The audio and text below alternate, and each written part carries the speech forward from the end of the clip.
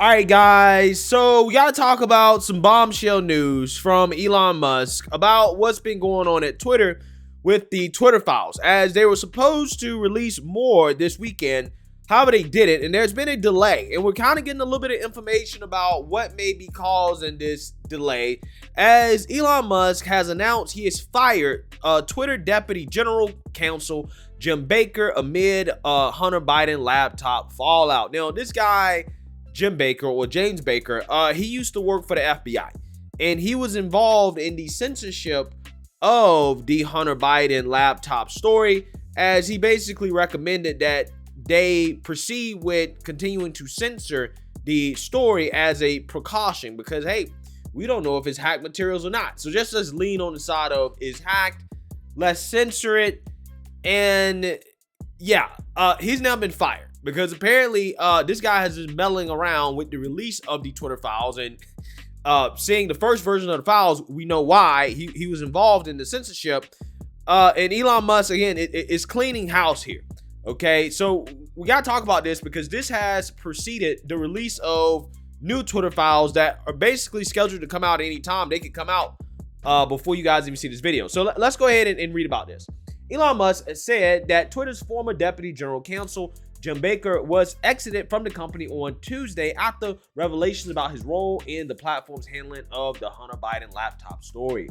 Journalist Matt Taibbi published internal communications over the weekend that took place among Twitter's top brass in October 2020 about how to deal with the New York Post publication of materials on Hunter Biden's laptop. Baker was involved in discussions about whether the laptops fall under Twitter's hack materials policy. Quote, I support the conclusion that we need more facts to assess whether the materials were hacked, Baker wrote in one email chain. At this stage, however, it's feasible for us to assume that they may have been, and that caution is warranted. Okay, so again, he didn't push back. He did not say or state the obvious, which is that they weren't hacked materials. They knew they weren't hacked. But hey, let's take caution, right? Let's stay the non-course. Let's just go along with the overt censorship and election meddling. Baker was responding to a Twitter executive who was wondering whether they could truthfully claim that the laptop story was a part of the policy. Before joining Twitter, Baker worked as general counsel at the FBI, where he was involved in the Bureau's investigation into alleged Russian interference in the 2016 presidential election.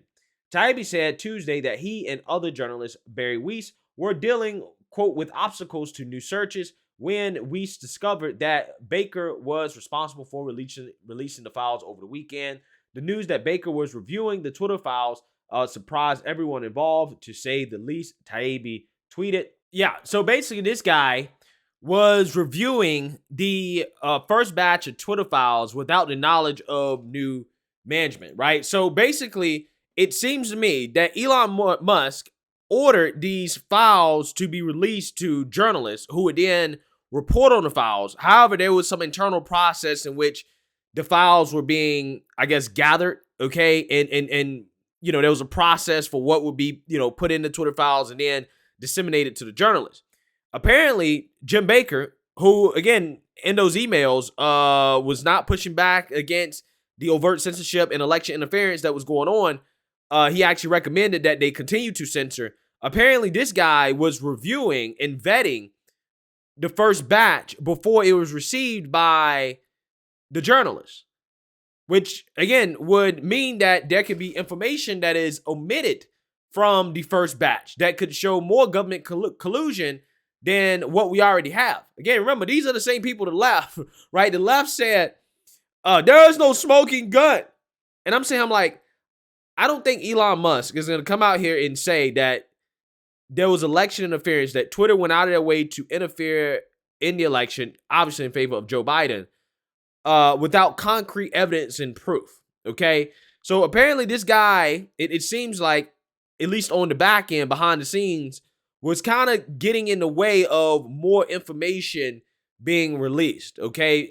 So again, I'm pretty sure, I'm hopeful that there are some more smoking guns, because I mean, the things that we do have, I mean, we do already have smoking guns, okay? Whether they want to admit it or not, I mean, we have picture evidence. We have evidence of the Biden administration or the Biden campaign literally requesting that Twitter censor posts and tweets.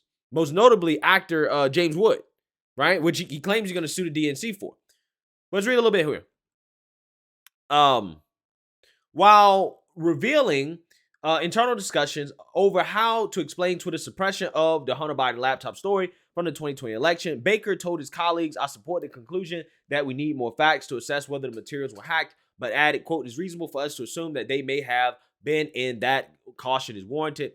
Taibbi's thread similarly revealed that decisions to censor the New York Post reporting were made at the highest level of the company, but without the knowledge of CEO Jack Dorsey, with former head of legal policy and trust Vijay Gad playing a role. Additionally, Taibbi initially reported, although several sources recall hearing about a general warning from federal law enforcement that summer about possible foreign hacks, there is no evidence that I've seen of any government involvement in the laptop story. It is unclear whether Baker's involvement in vetting the Twitter files led to Taibbi to draw the conclusion of whether Baker omitted files that would have shown the federal government intervening in Twitter's suppression of the Hunter Biden laptop story. Yeah, so again, there's kind of a whole lot going on here behind the scenes. And it's kind of crazy to think about what Elon Musk is going through simply to try to get the truth out there.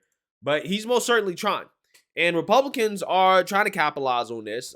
In fact, they claim that they're going to have a strongly worded response plus an investigation into some of these characters at Twitter that were responsible for this censorship.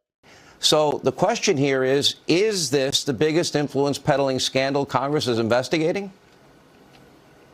Absolutely. There's nothing like it in the history of America. We've never had a family that has influence peddled to this degree. And if you look at the whole purpose of what we're talking about today, it's because this investigation of the Biden family influence peddling, the evidence is based a lot in part with what the documents are and the data is on the laptop. So, Sean, I'm breaking on your show tonight based on the internal documents that Elon Musk released this weekend. The Oversight Committee will be sending a letter tomorrow morning to the 3 Twitter employees, Ms. Gaddy, Roth, and Baker, that were implicated in the cover-up of the laptop story. 3 letters requesting their presence in front of the Oversight Committee in January. But wasn't the FBI putting pressure on big tech companies? Oh, you're going to try. Go ahead, sir. Right. And what we're going to ask them is, who was influencing your decision making? Did you do this unilaterally? Or did you do this based on what you were told from the Biden campaign, from the Democrat National Committee, or even worse, and as I suspect, from the FBI? This is going to be an opportunity for the American people to hear directly from the 3 Twitter employees implicated in the data release that Elon Musk just dumped this weekend. So they're going to have a few weeks to get their story straight, and they're going to be able to come under oath in front of the House Oversight Committee and tell the American people what really happened and why. Why were they so intent on suppressing this story? Jim Comer will give you the last word tonight. Well, remember, Sean, the whole purpose of this investigation is to determine whether or not this White House is compromised. When you look at all the bad policies coming out of this White House, especially with respect to things like energy policy and the fact that Biden's trying to embrace this Green New Deal. Who wants the Green New Deal more than anyone other than a few liberals in California? China. They want to put us at a competitive disadvantage. So a lot of the bad decisions this administration's making may be because they're compromised because of the millions of dollars that they received through influence peddling from our adversaries in China, Russia, and the Middle East. That's why we're investigating the Biden family, and that's why we're going to kick into high gear in January once we have subpoena power and the gavel. And you are investigating the president of the United States for influence peddling. Is that correct? Absolutely. That is the investigation. Yes, sir. Yeah, so this is what they're saying. But I'm just saying, it needs to go further than that, okay? We got to have some laws, right? We need some regulations here because I think that at the very least, Republicans should be calling to make this illegal, period, right? You can't have a campaign pressuring or asking or requesting a social media platform to censor their opponent's speech. Okay, I think they should at the very least be pushing some legislation here to just flat out make this illegal and punishable by law. Okay, I mean, again, we're already talking about some government officials getting involved with this stuff. Again, we know the Biden administration is doing it. If anything, I mean, we're talking about maybe some blatant violations of the First Amendment. You got to go a little bit further than just investigations and subpoenas. I understand all that. You got to go through that. But you have to be pushing hard to actually punish people, because if you don't punish people, then this will become like the whole insider trader thing, right? Where everybody knows it's happening in Congress. They're all doing it, but nothing ever happens, right? There's no punishment because nobody's actually pressing for any type of real consequences for participating in these unethical and illegal actions. So let me know what you guys think. Make sure you like, comment, subscribe, most importantly, share a Black conservative perspective. Peace.